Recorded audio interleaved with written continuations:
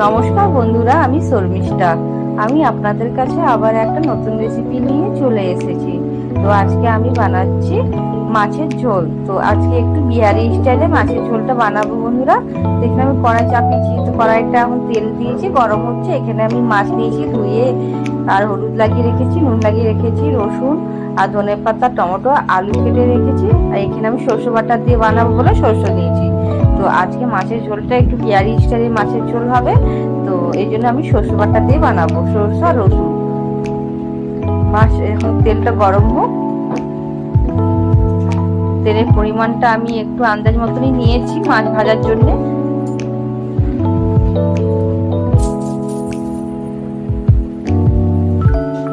তেলটা আমার কিন্তু গরম হয়ে গেছে বন্ধুরা। এবার কিন্তু আমি মাছগুলোকে এক এক করে সব ভেজে নেব।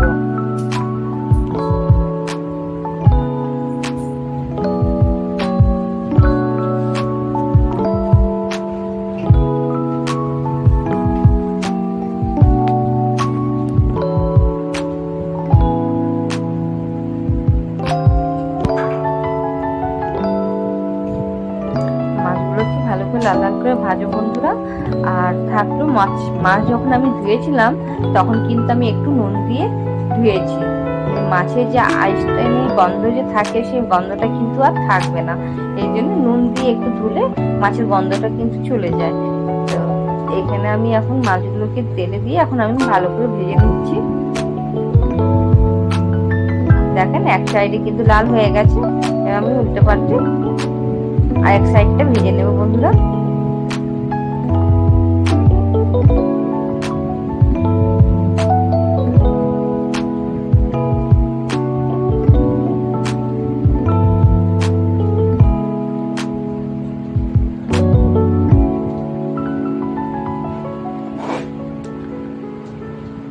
আজকে কিন্তু পেঁয়াজ, আদা এসব দিয়ে আমি আজকে বানাবো না, শুধু সরষে বাটা আর রসুন দিয়েই বানাবো।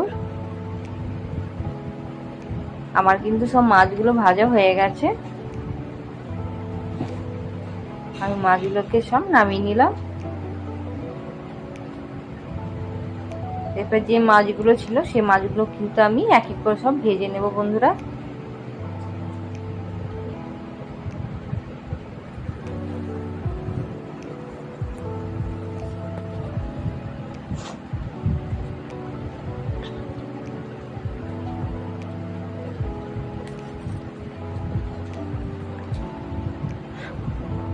আমার কিন্তু সব মাছ ভাজা হয়ে গেছে।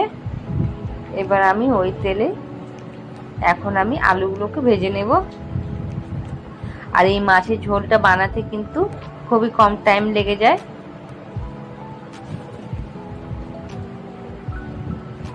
আমার কিন্তু আলুগুলো ভাজা হয়ে গেছে। আলুগুলোকে কিন্তু এবার আমি নামিয়ে নেব বন্ধুরা।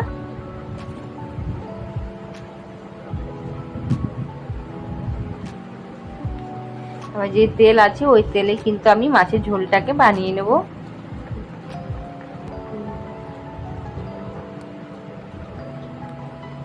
আর এই মাছের ঝোলটা কিন্তু খেতেও খুব ভালো লাগে। এখন আমি তেলের মধ্যে সরষে ফোড়ন দিয়ে দিলাম।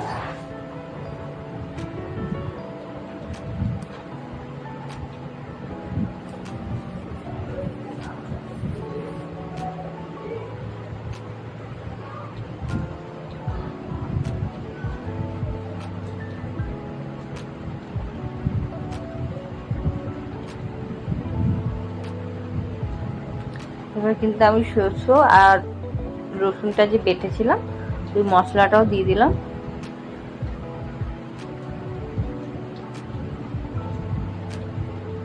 মশলাটা ভালো করে আমি এখন তেলের সাথে ভেজে নেব। সরষে কিন্তু বন্ধুরা বেশি আমি ভাজবো না, সরষে বেশি ভাজলে কিন্তু তিতো হয়ে যায়। এখন আমি উপর থেকে ধনে গুঁড়ো দিলাম, হলুদ গুঁড়ো দিচ্ছি।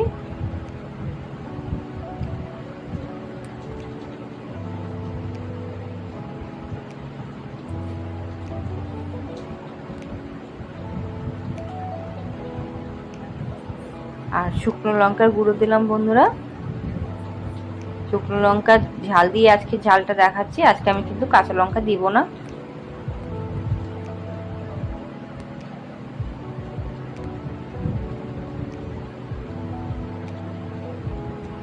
পরিমাণ মতো নুন দিয়ে দিলাম।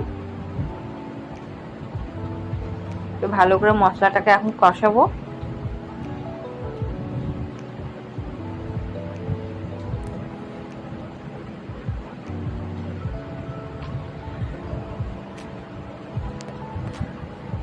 একটা গোটা টমেটো দিয়ে দিলাম বন্ধুরা। টমেটোটা কিন্তু আমি কেটে দিইনি, গোটাই দিয়েছি, যেহেতু আলুটা কিন্তু সিদ্ধ হয়নি, এই জন্য আমি এখন টমেটোটাকে কাটিয়ে নিই।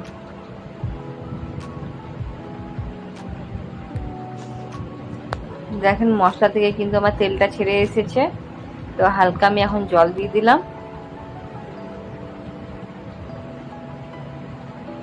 এই মাছের ঝোলের টেস্ট কিন্তু একদমই আলাদা লাগে, আর খেতেও কিন্তু খুব সুন্দর লাগে। এবার আলুগুলোকে দিয়ে দিলাম বন্ধুরা।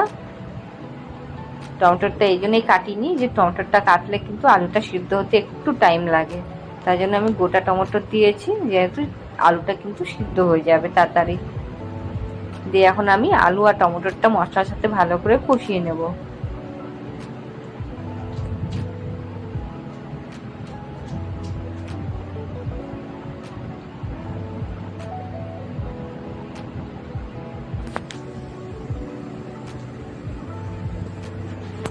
আমার কিন্তু টমেটোর আলুটা কষানো হয়ে গেছে। পরিমাণ মতন আমি এখন জল দিয়ে দেব।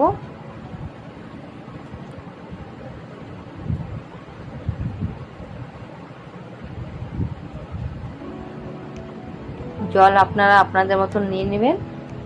আমি কিন্তু এতটাই ঝোল লাগবে বন্ধুরা। এখন ঝোলটা কিন্তু ফুটে উঠেছে, আর আলুটা আমার কিন্তু সিদ্ধ হয়ে গেছে। এবার আমি প্রত্যেকটা মাছ ঝোলের মধ্যে দিয়ে দেব। যখন ঝোলটা ফুটে উঠবে বন্ধুরা, তখনই কিন্তু মাছগুলোকে দেবেন। এখানে কিন্তু আপনারা কাঁচা লঙ্কা দিতে পারেন, কিন্তু আমি এখানে কাঁচা লঙ্কা দিইনি, শুধু ধনেপাতা কুচি দিলাম। কাঁচা লঙ্কাটা দিলে কিন্তু একটু ঝালটা হয়ে যেত, শুকনো লঙ্কা গুঁড়োটা বেশি দিয়েছি বলে বন্ধুরা আমি কাঁচা লঙ্কাটা দিইনি। কিন্তু আপনারা যখন বানাবেন কাঁচা লঙ্কাটা দিবেন। এবার কিন্তু মাছটা আমি খুলেই ফুটাবো, ঢাকনা দেব না।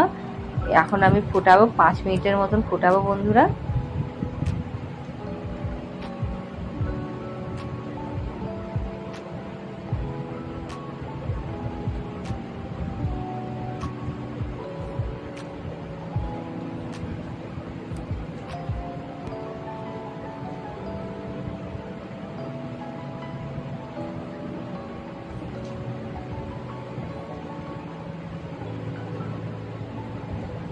মাছের ঝোলটা কিন্তু খুবই সুন্দর কালারটা এসে গেছে।